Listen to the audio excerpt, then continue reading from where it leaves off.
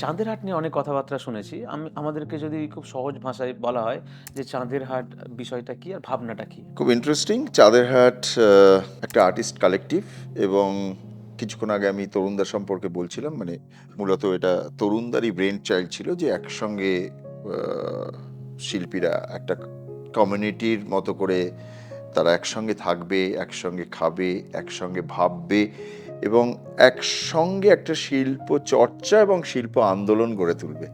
তো সেটার প্রায় ৩০ বছর বয়স হয়ে গেল, এবং একটি ভীষণ, এটা এটা একটা খুব, এই মুহূর্তে একটা বিরলতম ঘটনা যে আমরা ৩০ বছর ধরে একসঙ্গে বেশ কয়েকজন শিল্পী এই চাঁদেরহাটকে একটা শিল্প চর্চার একটা, কি বলবো, একটা ক্ষেত্র হিসেবে আমরা এটাকে একটা জায়গায় মানে নিয়ে আসতে পেরেছি।